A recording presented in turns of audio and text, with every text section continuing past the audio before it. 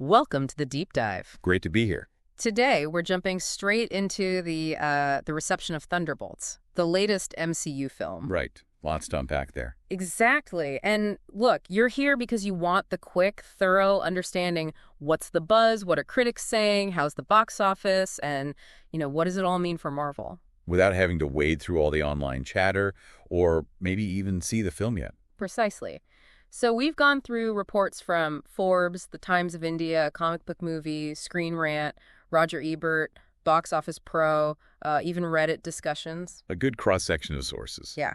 Our mission is basically to distill all that down to the key insights. And honestly, some of what we found is, pretty surprising. It often is when you look at the full picture, isn't it? Audience, critics, money, they don't always tell the same story. Okay, so let's start with the audience, because this seems like a huge win for Thunderbolts. Forbes called the Rotten Tomatoes score stunning, 95%. 95. That's really high. It is. And get this, that makes it the third highest audience score for any MCU film ever. Wow. Okay, so just behind. Shang-Chi and Spider-Man, No Way Home. That's incredible company to keep. Tells you something right there. Right. Comic Book Movie had it at 94%, so still really strong. And Forbes mentioned it got that certified hot label from Rotten Tomatoes, too. So clearly hitting a nerve with viewers. What do you think is driving that? Especially compared to some other recent ones. Well, that's the interesting part. Forbes directly contrasted it with Captain America, Brave New World, calling its audience reception underwhelming. So there's a definite difference there. Okay. And The Times of India adds another piece, an A cinema score. Now, for anyone listening who isn't super familiar, what does that A- really signal? An A- cinema score is it's very positive. It's based on polling people right as they leave the cinema. So it captures that immediate gut reaction. Right. And A- means they really liked it, generally. Yeah. Strongly suggests good word of mouth is likely. People telling their friends, yeah, you should check this out. Which can be crucial for the long run. Okay, so audiences are basically thrilled. What about the critics? Are they on board too? It seems like it, largely. Forbes went so far as to say it's the best critic-reviewed MCU film in several years. That's a big statement. It is, and The Times of India backs that up, reporting an 88% fresh rating on Rotten Tomatoes. 88%? That's solidly fresh territory, isn't it, for a big superhero movie? Definitely. It means, the vast majority of critics found it worked. It suggests it's well-made, engaging, successful on its own terms, not just as, fan service. And Screen Rant's early buzz was even more enthusiastic. They were suggesting it might be the strongest MCU movie in years. Wow, okay. What do they point to specifically? They mentioned practical effects, a return to that more mature themes, good action, and this feeling of old-school Marvel. Old-school Marvel. That's interesting. What do you think they mean by that? Like Phase 1 feel? Could be. Maybe more focused on character, more grounded, maybe. Less just pure spectacle, perhaps. The practical effect comment probably ties into that, too, a bit more tangible. Yeah, that makes sense. Maybe critics are just appreciating that different balance right now after a lot of huge CG-heavy stuff. Now, the Roger Ebert review was a bit more measured, maybe. Said it mostly worked. Okay, so not entirely glowing. Right.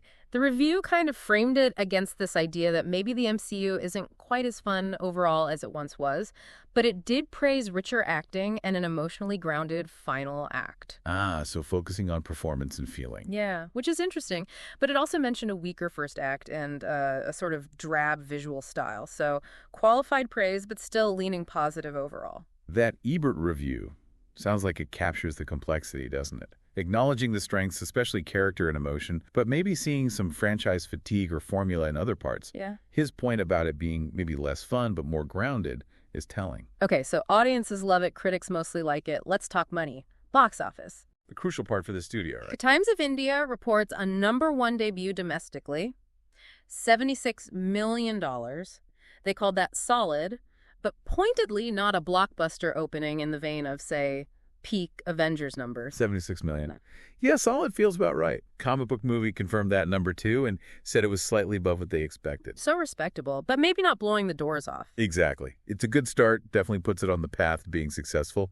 But in the grand scheme of MCU openings, it's not Black Panther numbers. It signals good interest, but maybe not that absolute must-see opening weekend frenzy we saw a few years back. And the Times of India put that $76 million next to The Eternals, $71 million, and Ant-Man and the Wasp, $75 million. Their point was this isn't necessarily a return to those truly spectacular launches. That's fair context. And they also reminded us, along with Comic Book Movie, about the budget. Around $180 million. Right. So with a budget like that, $76 million domestic is a decent start, but it means it really needs those legs you mentioned earlier. Good word of mouth, repeat viewings maybe, and strong international numbers. Okay, let's look at international then. Globally, it opened with $162.1 million. Okay, it's pretty good. Yeah, so $86.1 million of that came from overseas markets. That figure pops up in Times of India, Comic Book Movie, Box Office Pro. Seems consistent. So international is pulling significant weight here. Apparently so. Yeah. And the Times of India had a really interesting comparison. They said in similar markets, excluding China, the international opening was like 45% ahead of Shang-Chi. Wow, 45%. That's huge. Yeah. And 13% above Ant-Man, 7% over the first Guardians of the Galaxy. Again, in comparable markets, ex-China. That is impressive. It suggests the concept, the characters. Yeah. Something about Thunderbolts is really clicking internationally, maybe even more than some other established properties did initially. That could definitely help the overall picture. Box Office Pro broke down some of those markets. China came in at $10.4 million. UK next was $7.7 million. Okay, so decent numbers, but maybe China isn't the massive driver it once was for some films. Seems that way. But Box Office Pro also noted something else.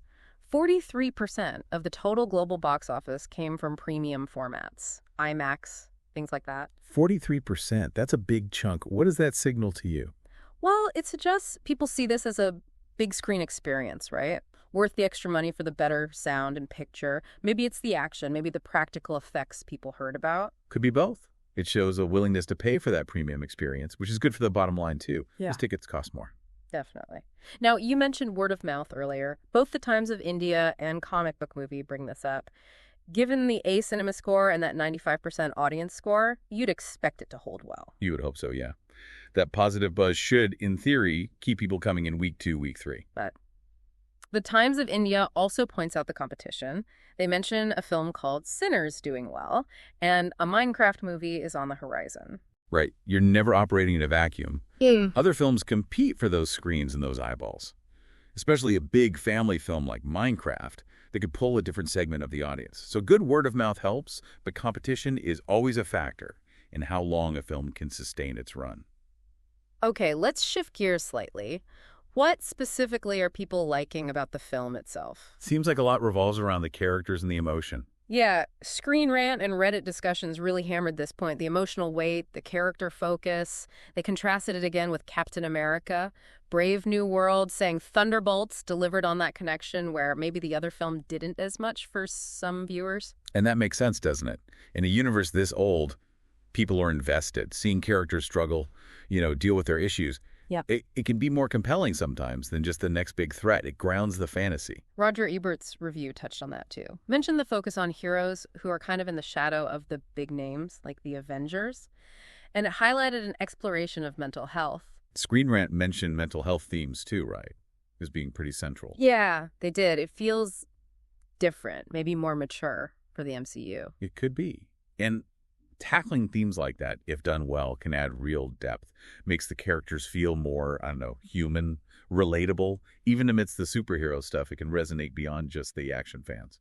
And the acting seems to be a big part of why that's working. Screen Rant singled out Florence Pugh as Yelena and Louis Pullman as Sentry. Oh, yeah. What do they say? Called Pugh one of the best additions since Endgame, basically.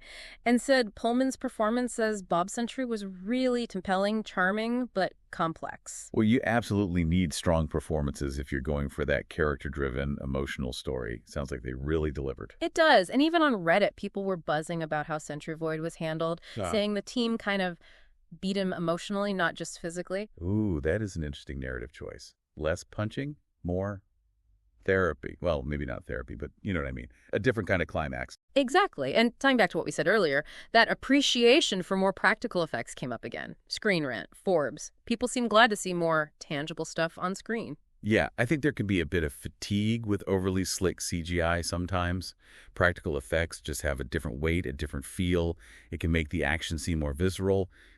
Contributes to that old school vibe, maybe. So pulling all this together, what does it mean for the future? Where does the MCU go from here, potentially influenced by Thunderbolts? Well, Forbes made a key point. Yeah. All the Thunderbolts members, except Taskmaster apparently, are already lined up for Avengers. Doomsday. Ah, okay. So they're definitely sticking around, not a one-off. Doesn't seem like it. Marvel's clearly integrating them into the bigger picture. Screen Rant even suggested Thunderbolts might be cooking off a whole wave of team-up stories. Leading towards Fantastic Four and the next Avengers movies. Yeah, and the Times of India mentioned Thunderbolts actually teases the Fantastic Four. First steps, so the connections are already being laid. Makes sense. It feels like Thunderbolts is being positioned as pretty foundational for whatever comes next. It does, both in terms of characters moving forward and potentially in terms of tone. If this more character-focused, slightly grittier maybe, approach is resonating, Yeah. we might see more of that. And the Reddit threads are full of that kind of speculation, right? Fans debating if this marks a real shift, how it changes things. Which just shows the film landed, you know? Yeah. It got people thinking and talking about the future, not just the movie itself. That's a sign of engagement. Okay, so let's try and summarize. Thunderbolts seems to be a success story, wouldn't you say? Strong audience love, mostly positive reviews from critics. Yeah, and a solid box office start, especially internationally, even if the domestic isn't, like, earth-shattering. And the reasons seem to be that focus on character, the emotional depth, maybe a slightly different flavor compared to some other recent MCU projects. Exactly. It really could signal a bit of a, maybe not a hard reset, but a recalibration for Marvel. Leaning back into character, emotion, maybe pulling back just a tad from pure spectacle sometimes. Right. So here's the final thought we want to leave you with. We've seen the strong audience scores, the positive buzz. Is this performance and how Thunderbolts gets woven into Doomsday and beyond going to be a genuine turning point for the MCU? Or is it more of a maybe successful outlier in a still evolving superhero landscape? And maybe more importantly, what does its success tell us about what you, the audience, really connect with most deeply in these massive ongoing stories? Something to think about. That's all the time we have for this deep dive. Thanks for tuning in. Thanks, everyone.